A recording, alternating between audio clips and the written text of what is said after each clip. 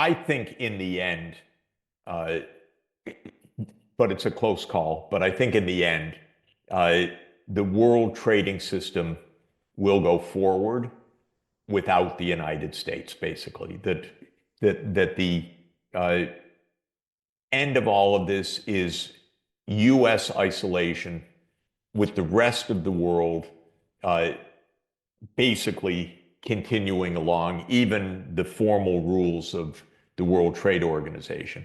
Trump has something quite different in mind, which is that the U.S. remains at the center of the power and the center of the system, and even that, and they've been quite explicit about this, that other countries will fall into line with the United States against China. So not merely fall into line with the US, but will actually join the trade war against China.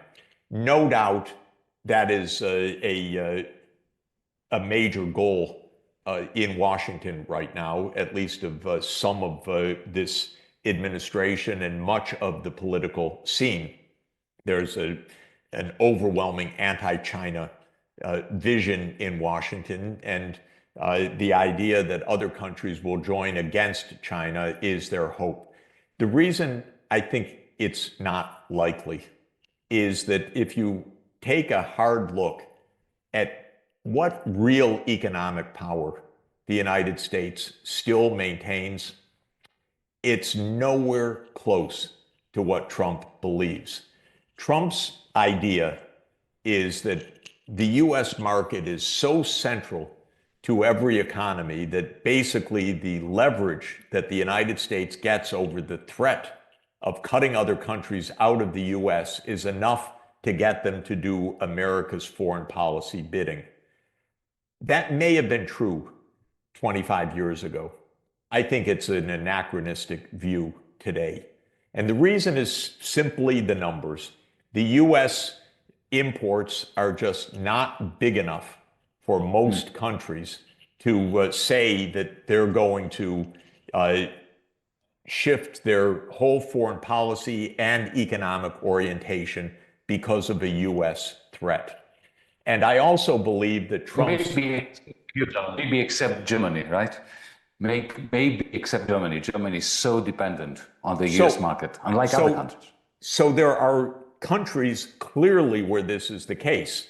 And Mexico is an example of this, or Canada is an example of this. I mean, of course, they can say what they want, but in the end, they have 70% of their exports going to the US market. And so there are countries like that. But there aren't many countries like that, actually. The US as a whole, in its imports, is roughly 12 or 13% of worldwide imports. The market is not big enough. The idea that has been floating around recently is that as the US blocks China, China will flood Europe with its goods. And by doing so, Europe will put up barriers and effectively have to join the US in an anti-China move.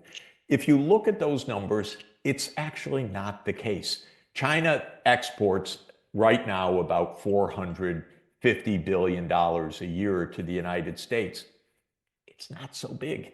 By the way, it's come down a lot because there's been 10 years of anti-China policies, even starting with Obama, but during Trump 1 and during Biden. So China's already diversified substantially. So that kind of idea that China's about to flood the world with its inexpensive products and thereby provoke a worldwide anti-China response, that too is not true. So I admit it's a debatable point, but I don't think the US has the power to do this. Another point about the power in this trade war. The financial markets really are shaky right now, and it's understandable. The US is a debtor country at a significant scale, and it's a deficit country at a significant scale, meaning not only does it owe a lot, but it borrows a lot. And you don't get to call the shots so easily as Trump believes when you are a debtor. And that's why he had to quickly abandon the so-called reciprocal tariffs, which were absolutely is. I won't even go into it. But anyway, that whole tariff list that Trump made, which was completely primitive, he had to abandon it, not because of protests about trade, but because the capital markets started to seize up and the U.S. interest rates started to rise above 5%. And clearly there was a significant problem. Trump does not have a strong hand. He's playing poker, if I can come back to our earlier discussion. Poker is a game of bullshitting others. It's a game of bluff as much as it is a game of a strong hand. So I personally think he's very much overestimating his hand. Now, as soon as this started, President Xi Jinping went to Southeast Asia, and he's still on that trip, and he's going to be visiting Malaysia, I think, quite soon, and I think in May, and on and on. China's not going to lose its trade relations. I spoke with senior African officials today. They're so focused on China and all that China relations can mean.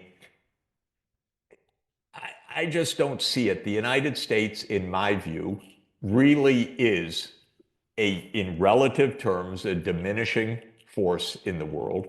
It is not the sole superpower. It is not the indispensable country. And Biden bet that it was in a particular way in Ukraine. Trump is betting in a quite different way that it is in the world economy. I don't buy it in either case. And now China is talking openly about internationalizing the renminbi. I think it's inevitable for many, many reasons. And that also means that the exorbitant privilege of the US dollar as being the sole world key currency, I don't give it 10 years of continued life. So that's my basic point. I think it's a poker bet that isn't going to win by the US. Can I put a hypothesis to you for you Yeah. to comment? It simply adds to everything you said, because I happen to agree. Look, the hegemony of the United States, based, not despite, but based on its deficits. This is the great paradox of the last 50 years. Hegemony based on deficits is hanging by a thread, and the thread is the exorbitant privilege of the dollar. So the internationalization of the renminbi is going to be what really severs that thread. And the reason why it hasn't happened yet is because Beijing has not decided to do it. That's correct. My hypothesis is this: if Trump continues to push them, then would it not make sense for Beijing to turn the BRICS, not just from a loose agglomeration with an alternative to SWIFT, which they have already created with BRICS Pay based on a remarkable blockchain technology, but to actually imitate the Bretton Woods system with the renminbi playing the role that the dollar did to anchor this alternative, new Bretton Woods system. Because people say to me that can't happen when you have capital controls. Well, it did under Bretton Woods. You can have a system where you have a surplus country at its heart. It was the United States in 1944. It could be China today, with capital controls, with certain constraints which allow for Beijing to maintain control over its financial sector, not to throw open the gates. And that, for me, would be the greatest danger for the exorbitant privilege of the dollar. Well, I think, first of all, China is opening the gates to some extent, but carefully. And what's really key, the most fundamental point, I would say, is Chinese interest rates, both the nominal interest rates and real inflation-adjusted interest rates, are lower than US interest rates. Well, China's a saving surplus country. The US is a deficit country. But you get a lot of power by financing the world. The US financed the world for a long time in the 1950s, 1960s, 1970s. China is financing the world. It's financing enterprise, it's financing infrastructure, and it is creating a renminbi based outward-oriented finance. And just today, I was reading about new steps that the Chinese government is taking to say we support the outward investments of Chinese companies, especially, I would say, in the Southeast Asian region, to start with the 10 ASEAN countries. They're close by. There's a lot of natural connection. That's where President Xi Jinping has been on his visits recently. So yes, I think that this is a big deal. And I would say that the exorbitant privilege of the dollar will come to an end for three fundamental reasons. And we're watching it right now. One is simply the weight of the US in the world in relative terms is shrinking. So the predominance of the dollar at some fundamental level depends on the strength of the US economy, and the rise of China's, but not just China, of India and others, is a fundamental change. And that share is declining when measured in purchasing power in a significant way, and it will continue to do so. Second, the US completely abused the privilege of being the world's key currency in a couple of ways. One is by, total failure of fiscal responsibility, because you need a measure of fiscal responsibility to show that you're not just blowing up the whole monetary system, and the US doesn't show it right now. But second is in all of the use of the dollar to enforce US foreign policy, the weaponization of the dollar has been pervasive. And part of it is simply grabbing Russia's foreign exchange reserves, for example, grabbing Venezuela's foreign exchange reserves, grabbing Iran's reserves, Afghanistan's reserves. It's a bad act. When countries watch this long enough, it tells you don't keep your money in dollars. So they're getting that. But second, and it's similarly important quantitatively, the US used the dollar for enforcement of sanctions, which is different from just grabbing dollars. They threatened third countries, if you don't go along with our sanctions, we cut your banks out of the SWIFT system. Yes, yep. So that is pissing off dozens of countries around the world in a very serious way. And then the third point that I think is absolutely also true, SWIFT is a primitive clearing system at this point. And so in a digital age, just the sheer technology of clearing doesn't have to go through commercial banks the way it did. It will, in some fundamental sense, be a central bank digital currency, although there are many different models of that. And this also will accelerate the move, certainly out of SWIFT. But the Fed isn't doing anything interesting on digital currencies either, whereas the People's Bank of China absolutely is. So I agree with you. Can I add a wrinkle to that? Yes. To that very point, because in my last book, I was making this point. So effectively, it's a fourth reason, a fourth threat to the exorbitant privilege of the dollar.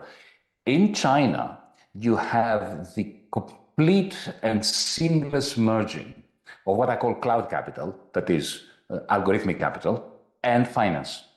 You have WeChat, and as mentioned, very importantly, the digital currency of the central bank.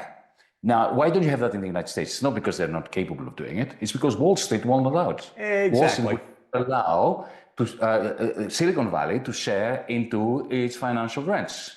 So, because of the political structure in China, that's not in question. I mean, they do things in China that would never happen in the West, like, for instance, impose interoperability on their big tech conglomerates and so on. By the way, so when you bring together 100% correct, 100% correct. Yeah.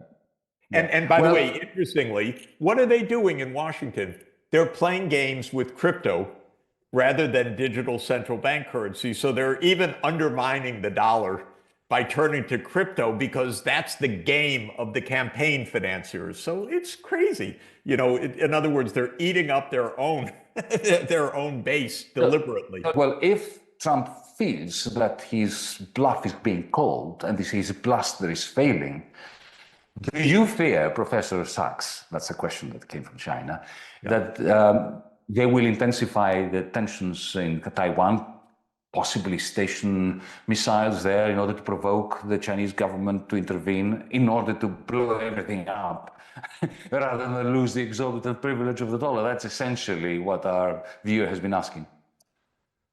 Let me say whether they do it for that reason or for other geopolitical reasons, everything the United States does with Taiwan is playing with conflagration. It's playing not just with fire, it's playing with disaster. And it's very similar to Ukraine, very similar, because the idea of Ukraine was the United States can do what it wants vis-a-vis Ukraine, because what can Russia do?